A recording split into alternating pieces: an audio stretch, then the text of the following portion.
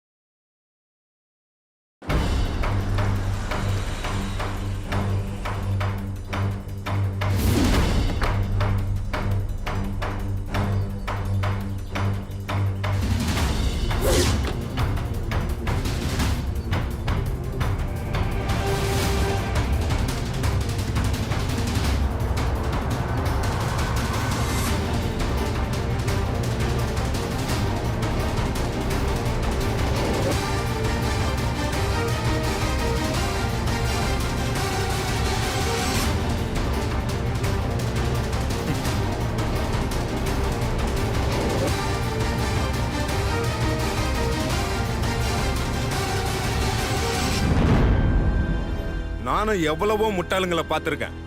ஆனா உங்களை மாதிரி முட்டாளுங்களை இது வரைக்கும் பார்த்ததே இல்லை. ப்ரோ, நீயும் ஆரம்பத்துலேருந்து இந்த மாதிரி பில்டப்பாக தான் பேசிக்கிட்டே இருக்க. இப்போ எதுக்கு என்ன வர சொன்ன? சக்தியை வேற வர சொல்லியிருக்க. டேய், அந்த கௌதம் பத்தி உங்ககிட்ட எத்தனை வாட்டி சொல்லியிருப்பேன். யாராவது நம்புனீங்களா? அவன் திருடன் ஃப்ராடுன்னு எத்தனை வாட்டிடா உங்களுக்கு சொல்றது? இப்ப ஆதாரத்தோட வந்திருக்கேன். தயவு செஞ்சு கௌதமை பற்றி அப்படிலாம் பேசாத ப்ரோ. இது வரைக்கும் ப்ரூஃப் இருக்குன்னு கடைசியில் மொக்க தான் வாங்கியிருக்க. டேய், எவ்வளவு பேசணுமோ அவ்வளவு பேசி முடி.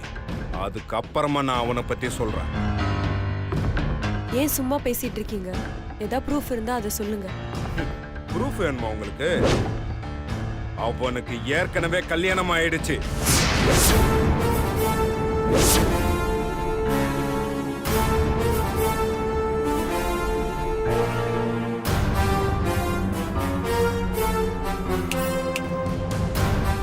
இதுக்கே எவ்வளவு ஷாக்காரீங்க? அவனுக்கு ஸ்கூலுக்கு போற வயசுல ஒரு குழந்தையே இருக்கு.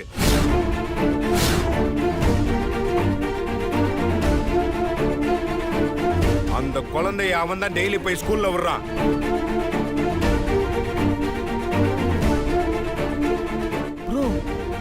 ப்ரூஃப் கேட்டீங்கல்ல? அவன் பெத்தவங்களுக்கு கூட தெரியாம தனி குடுத்தனம் நடத்திட்டு இருக்கான். மன்மதன் படத்துல வர சிம்புவோட ரொம்ப மோசமானவன் அவன். இன்னும் எத்தனை பொண்ணுங்களை ஏமாத்திருக்கானோ தெரியல. பாரு.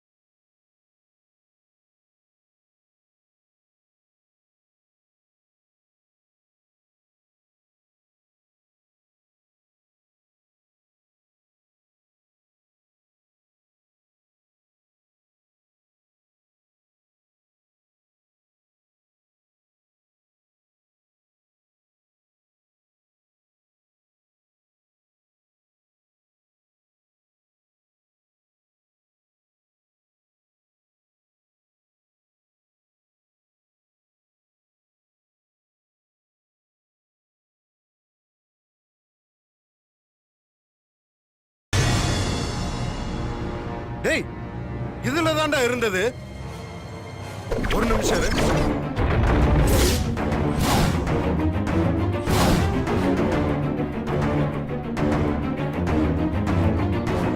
எப்படி டெலிட் ஆச்சுன்னு தெரியலடா. டென்ஷன் ஆகாதீங்க சிவா. ஒருவேளை வீடியோ திரும்ப வந்தாலும் வரும். ஏய், நான் உண்மையை தான் சொல்றேன். ரெக்கார்ட் ஆச்சு, நான் செக் பண்ணி பார்த்தேன்டா. அதுல பார்த்துருப்பேன்.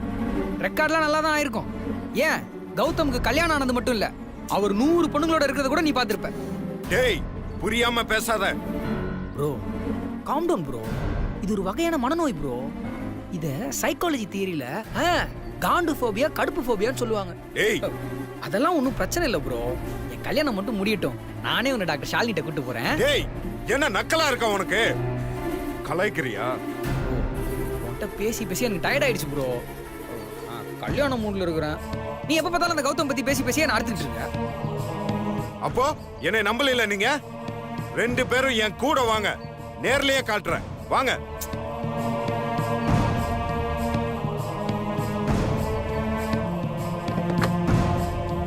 டேய் சுந்தர், என்ன அங்கேயே நின்னுட்டு இருக்கீங்க? வாங்க. சரி ப்ரோ, உனக்காக வரோம். ஒருவேளை உன்னால ப்ரூவ் பண்ண முடியலனா இனிமே ஜென்மத்துக்கு அவனை பத்தி பேச மாட்டேன். வா. நான் வரல. சக்தி, இதான் லாஸ்ட். இன்னையோட அந்த கதைக்கு ஒரு முடிவு கொண்டு வந்துடலாம். வாங்க போலாம்.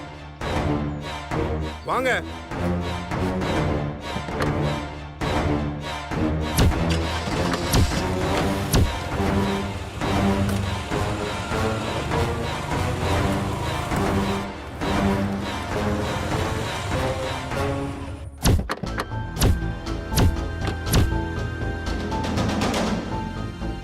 வாங்க, அவன் யாருங்கிறத இன்னைக்கு காட்டுறேன்.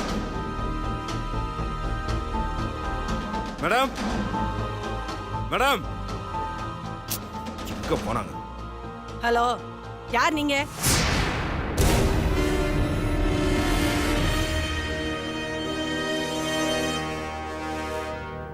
என்ன வேணும்? நான் ஆதார் கார்டு வெரிஃபிகேஷனுக்காக ஒரு 2 hours முன்னாடி இங்க வந்தேன். இங்க பிருந்தான ஒரு பொண்ணு இருந்தாங்க, அவங்கள கூப்பிடுங்க. நான் தான் பிருந்தா. நீங்க இல்லைங்க, பிருந்தான ஒரு பொண்ணு இங்க ப்ளூ saree கட்டிட்டு இருந்தாங்க, அவங்கள வர சொல்லுங்க. நானும் ஒரு காலத்துல பொண்ணா இருந்தவ தான். காலையில இருந்து நான் வீட்ல தான் இருக்கேன். 2 மணி நேரத்துக்கு முன்னாடி வந்தேன்னு சொல்றீங்க. நான் உங்களை பார்க்கவே இல்லையே. நான் 2 மணி நேரத்துக்கு முன்னாடி இங்க வந்தேன். பிருந்தான ஒரு பொண்ணு இங்க இருந்தா, அவங்கள கூப்பிடுங்க. ப்ரோ என்ன ப்ரோ? இல்லனா வழிய விடுங்க, நான் வீடு ஃபுல்லா தேடிக்கிறேன். சுந்தர், உங்க அண்ணனை கண்ட்ரோல் பண்ணுங்க. ஒரு நிமிஷம். டேய் சிவா, என்னடா இதெல்லாம்? ஏன்னா இங்க வாங்கோ. யாரோ வீட்டுக்குள்ள வந்து என்னென்னமோ பேசிட்டு இருக்கா. என்னடி ஆச்சு? யாருன்னே தெரியலனா திடீர்னு வந்து பிருந்தா இருக்காளான்னு கேட்டுட்டு இருக்கா. நான் தான் பிருந்தான்னு சொன்னா, நீதான்? அவ சின்ன பொண்ணு வீட்டுக்குள்ள பூந்து செக் பண்றேன்னு சொல்றா. மளிகை கடை அண்ணாச்சி, இங்க வாங்களேன். அண்ணாச்சி, ஐயோ, இப்ப எதுக்கு அவரை கூப்பிடுறீங்க? யாரு என்னன்னே தெரியல. பகல் நேரத்துல சீனியர் சிட்டிசன்ஸ் இருக்கிற வீட்ல பூந்து ராபரி பண்றா. நம்மள காப்பாத்திக்க வேணாமா? அண்ணாச்சி, அண்ணாச்சி இங்க வாங்க. சார் சார், அவர் தெரியாம பேசிட்டாரு சார். ஏய், தெரியாம பேசுனா நான் தான் பார்த்தேன்னு சொல்றேன்ல. டேய் சிவா, உனக்கு என்ன பைத்தியமா பிடிச்சிருக்கு? கொஞ்ச நேரம் பேசாம வர்றா. பிருந்தா, போலீஸ் ஃபோன் பண்ணு. இப்ப பண்றேன். ஆண்டி, கொஞ்சம் நேருங்க ஆண்டி, ப்ளீஸ் ஆண்டி. என்னடா? அண்ணாச்சி சீக்கிரம் வாங்கோ. சார், என் அண்ணன் தான் சார். கொஞ்ச நாளா தான் இப்படி பண்ணிட்டு இருக்காரு. ப்ளீஸ் சார், மன்னிச்சிருங்க சார். சரி, வெளியே கிளம்புங்கோ. டேய் முடியாதுடா, அது எப்படி உண்மையை தெரிஞ்சுக்காம வெளியில போறது? ப்ரோ வா போலாம். டேய் உர்ரா. ஏய், கூட்டிட்டு வந்து எங்களை தர்மடி வாங்க வைக்கலான்னு பாக்குறியா? டேய் நான் பார்த்தேன்னு சொல்றேன்ல. இங்க பாருங்க, நீங்க சொன்னதுக்காக வந்தோம். அசிங்கப்பட வச்சிட்டீங்கல்ல. சுந்தர், நான் கிளம்புறேன். சக்தி, நான் சொல்றத கேளு. நீங்க சொன்னதெல்லாம் போதும். என்ன நடக்கிறது? ப்ரோ வா போலாம். டேய் உர்ரா. டேய் ஏதோ பண்றா.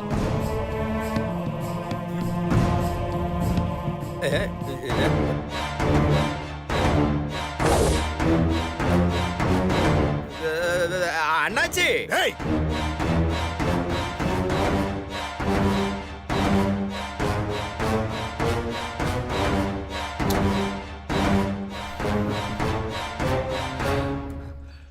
Bro,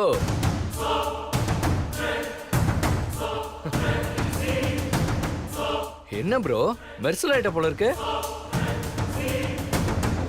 less tension, more work. என்ன ப்ரோ, எல்லாமே தலைகீழ மாறிடுச்சா? நீ என்ன ஜேம்ஸ் பாண்ட் மாதிரி ஃபாலோ பண்ணிட்டே வர? ஷாப்பிங் காம்ப்ளெக்ஸ்ல இருந்து வெளியே வரும்போது நீ என்ன பார்த்துட்ட, அத நான் பார்த்துட்டேன். சரி, விட்டு தான் பாப்போமேன்னு விட்டேன்.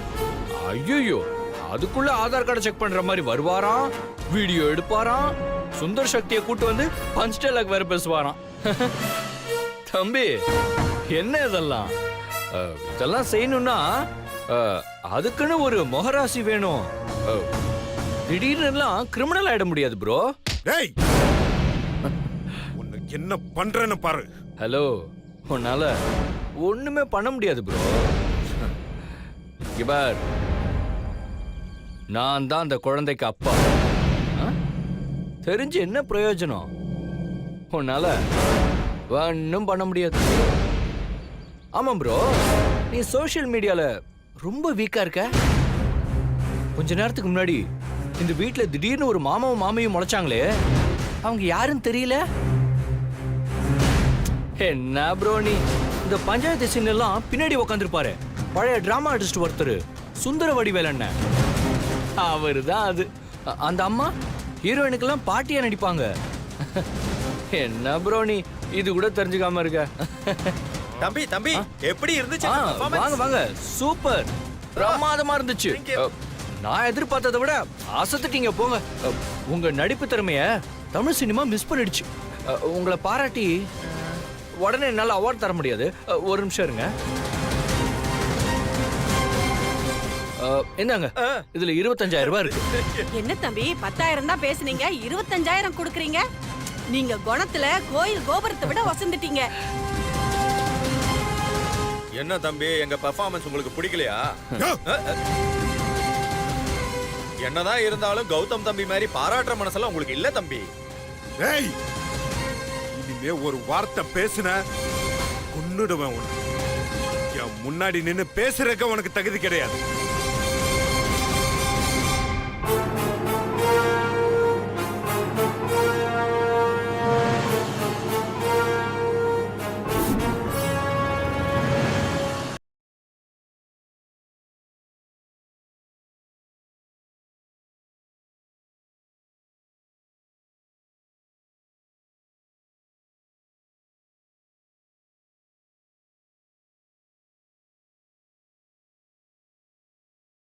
நான் இங்க எதுக்கு வந்திருக்கேன் தெரியுமா?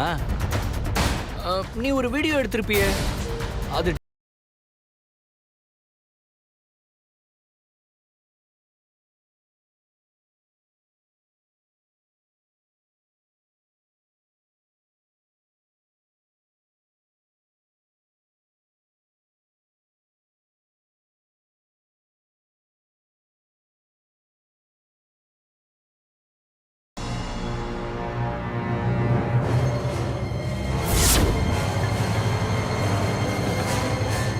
சார் ஒரு சின்ன ஹெல்ப்பு. நான் இங்கே ஒரு இன்டர்வியூக்கு வந்தேன், என்னோட பர்ஸும் மொபைலும் மிஸ் ஆயிடுச்சு. என்ன பணம் ஏதாவது வேணுமா? அதெல்லாம் வேண்டாம் சார், உங்கள் மொபைல் கொடுத்தீங்கன்னா ஃப்ரெண்டுக்கு கால் பண்ணால் அவன் வந்து பிக்கப் பண்ணிப்பான் சார். சீக்கிரம் பேசிட்டு கொடுங்க. Thank you sir. அவன் நான் அனுப்புன ஆள் தான்.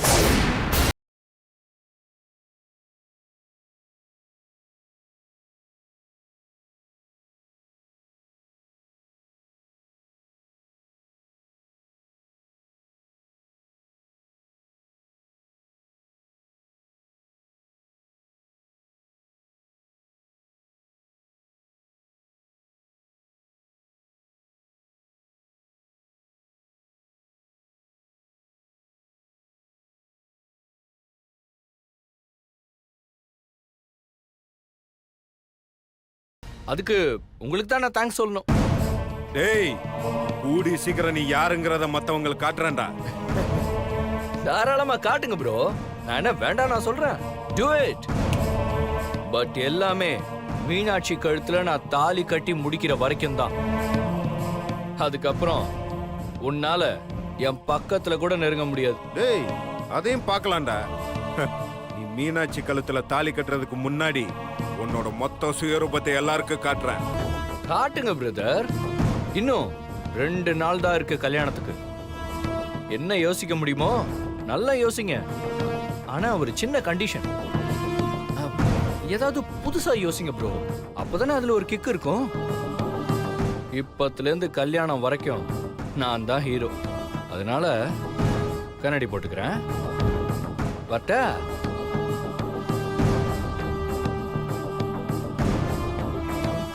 பெரிய ப்ரோ, நீ என்னதான் பண்ணாலும் கல்யாணத்துல நீ எதிர்பார்க்காத ஒரு ட்விஸ்ட் இருக்கும்.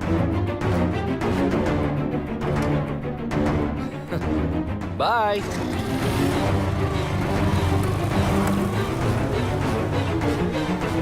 நான் காட்டுறேன்டா உனக்கு யாருன்னு.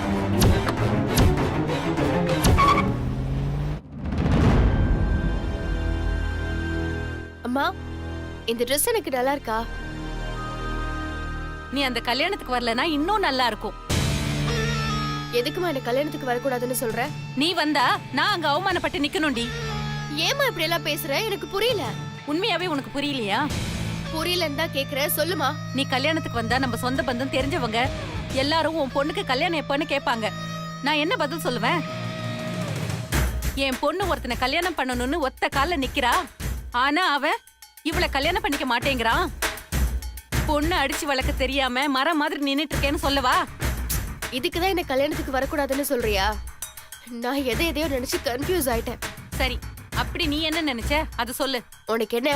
நான் உடனே கல்யாணம் படிக்கணும் அவ்வளவுதானே? மீனாட்சி கல்யாணம் முடிஞ்ச உடனே நான் கல்யாணத்துக்கு ரெடி. நீ அந்த சுந்தர தானே கல்யாணம் பண்ணிப்பேன்னு சொல்வ? ஆமாமா, கண்டிப்பா அவர் ஒத்துப்பாரு. ஒருவேளை அவன் ஒத்துக்கலைன்னா நீ சொல்ற ஆளை நான் கட்டிக்கிறேன். உண்மையாவா? சத்தியமா. ஐஸ்வர்யா, அப்பா செல்லத்துல என் பொண்ணு வாழ்க்கை வீணாயிடுமோன்னு பயம் இருந்துகிட்டே இருந்துச்சுடி. நீ மட்டும் இப்ப சொன்ன வார்த்தையை காப்பாத்துன அம்மா ரொம்ப சந்தோஷப்படுவேண்டி. உன் வாழ்க்கை சந்தோஷமா இருக்கணுங்கிறதுக்காக தான் நான் இப்படி எல்லாம் நடந்துக்கிறேன். நீ கவலைப்படாதம்மா, நான் சொன்ன வார்த்தையை நிச்சயம் காப்பாத்துவேன். என் பொண்ணுன்னா பொண்ணுதான். சரி வா, அப்பா ரெடியா இருந்தாருன்னா கிளம்பலாம். ம். வா.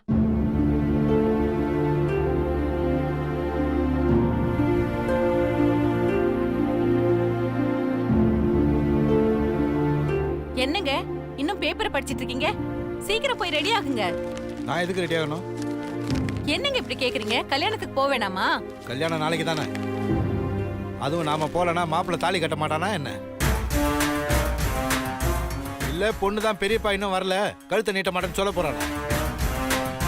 நாம போனாலும் போகலனாலும் மேடை ஏறினா பொண்ணு கழுத்துல தானா தாலி ஏறிடும். நீ வேலையை பாரு. என்னங்க நீங்க மூணாவது மனுஷன் மாதிரி பேசிட்டு இருக்கீங்க? வாங்க போலாம். இது வரைக்கும் போனதெல்லாம் போதும்.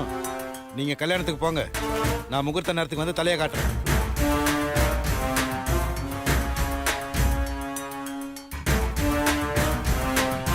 அப்பா, என்னப்பா இப்படி பேசுறீங்க? நாளைக்கு ஏன் கல்யாணத்துக்கு எல்லாரும் வரணும்ல? நம்ம கிட்ட நிறைய பணம் இருக்குமா, நிறைய விஐபிஸ் எல்லாம் வருவாங்க. இவங்கெல்லாம் எதுக்கு? அப்பா அப்படி இல்லப்பா, அவங்களும் என் கல்யாணத்துக்கு வரணும். ப்ளீஸ்ப்பா, எனக்காக கிளம்புங்களேன் ப்ளீஸ். சரி, உனக்காக வரமா, வேற யாருக்காகவும் கிடையாது. பாத்தியம்மா, நான் சொன்ன உடனே அப்பா கேட்டுட்டாரு. நீ சொன்னதா அவர் கேட்பாரு. ஏன்னா 2 பேருக்கு ஒரே புத்தி.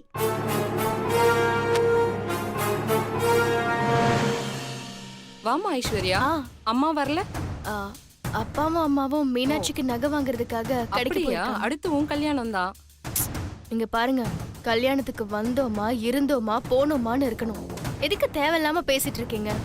நான் என்ன சொல்லிட்டேன்னு இப்ப இப்படி கோவப்படுறமா? அது அப்படிதான். போங்க.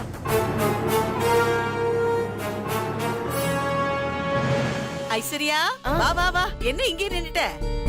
அக்கா மாமா வரலையா? இல்ல சித்தி, அவங்க நகை கடைக்கு நகை வாங்க போயிருக்காங்க. மாமா எங்க மேல கோவமா இருக்காரா? அப்படியெல்லாம் ஒண்ணும் இல்ல சித்தி. அம்மா, கல்யாண பொண்ணுங்க உள்ளதான் இருக்கா, வா போலாம். மீனாட்சிய சீக்கிரம் அலங்காரம் பண்ணி கூட்டிட்டு வாங்கம்மா. சரிங்க ஆண்டி.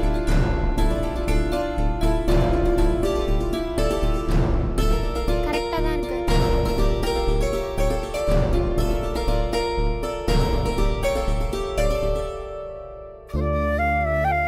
என்னது, எல்லாரும் ஏதோ எக்ஸாம்க்கு போற மாதிரி இவ்ளோ சோகமா இருக்கீங்க? கார்த்திக் அண்ணனும் தாரணி அண்ணியும் இன்னும் வரல. நாங்க மறக்கிறதுக்கு எவ்வளவு முயற்சி பண்ணாலும் அன்னைக்கு நடந்த விபத்தும் அம்மாக்கு நடந்த அவமானமும் எங்களுக்கு ஞாபகம் வந்துட்டே இருக்கு. நம்ம சொந்தக்காரங்களுக்கு இந்த விஷயம் எப்படி தெரிஞ்சிருச்சு ஐஸ்வர்யா? வர்றவங்கள பாதி பேர் தாரணியை பத்தி தான் கேக்குறாங்க. தாரணி அம்மாவுக்கும் எனக்கும் ஏதோ சண்டை வந்ததாமேன்னு கேக்குறாங்க. எனக்கு என்ன பதில் சொல்றதுன்னே தெரியல. நல்லா குலைஞ்சு போய் நிக்கிறேன். சித்தி, வர்றவங்க 1000 பேசுவாங்க, தேவையில்லாததெல்லாம் கேட்பாங்க. அதுக்காக நீங்க ஏன் கவலைப்படுறீங்க? இங்க பாருங்க, யாராவது உங்ககிட்ட ஏதாவது கேட்டா ஏன் கிட்ட அனுப்புங்க, நான் அவங்களுக்கு பதில் சொல்லிக்கிறேன். இங்க பாருங்க சித்தி, இந்த வீட்ல நடக்கிற முதல் கல்யாணம் இது. எல்லாரும் சந்தோஷமா இருக்கணும். நீங்க ஏன் தேவையில்லாம கவலைப்பட்டுட்டு இருக்கீங்க? நடந்ததுக்கு அண்ணியும் அண்ணனும் உங்க மேல கோவப்பட்டிருந்தா நீங்க இப்படி வருத்தப்படுறதுல நியாயம் இருக்கு. அவங்களுக்கு தெரியும் நடந்தது ஒரு ஆக்சிடென்ட் தானே. அப்புறம் ஏன் யார் யாரோ கேக்குறதுக்கெல்லாம் நீங்க வருத்தப்பட்டுட்டு இருக்கீங்க? விடுங்க சித்தி. ஐஸ்வர்யா, அண்ணனும் அண்ணியும் கல்யாணத்துக்கு வருவாங்களா? அண்ணன் இப்பதான் எனக்கு ஃபோன் பண்ணாரு. அண்ணியை கூட்டிட்டு இங்க வரதுக்கு கிளம்பிட்டாராம். உன்கிட்ட சொல்ல சொன்னாரு. ஐஸ்வர்யா, அவங்க உண்மையிலேயே வராங்களா? வராங்க சித்தி. இப்பதாம்மா எனக்கு சந்தோஷமா இருக்கு.